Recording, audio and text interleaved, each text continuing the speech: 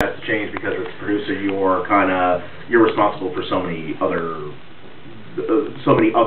not, I mean, sort of musical, but some non-musical. Yeah, man, that's a job. When I was younger, I was very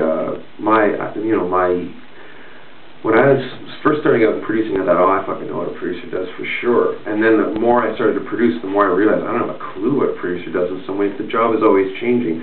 For some artists, you're sort of a glorified parental figure, and for other artists, it's a real sort of collaboration and creation of a sonic landscape. And then, like the first time I ever worked with a band was actually when I worked with Hey Rosetta, and I was just a fan who sat behind the console and listened to a great band play.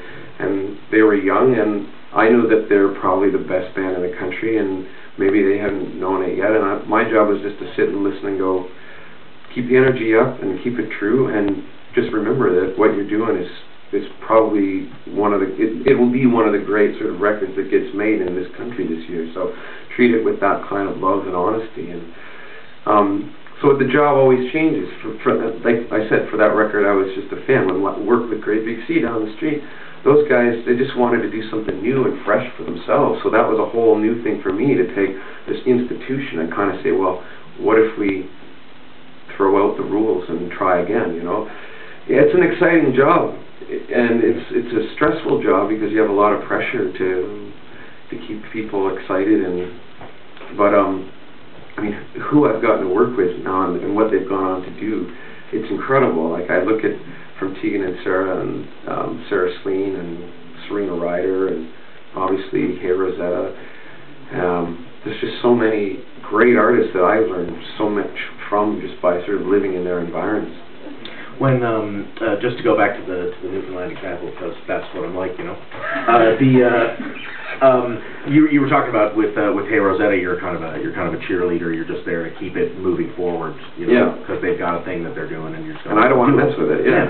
But with Great Big Sea, like you called them an institution, and they certainly are. Do you feel any pressure going into the studio with somebody like that?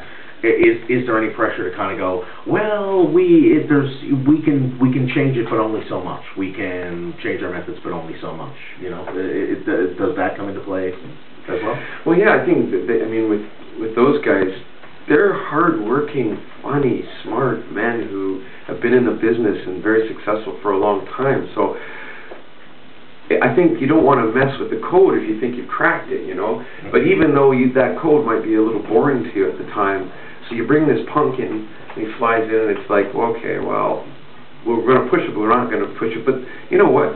They were 100% open to whatever. And I think that for a lot of people, like if you have something good, you're not about to mess with it. So, and I wanted to mess with it, and they thought it was great. So.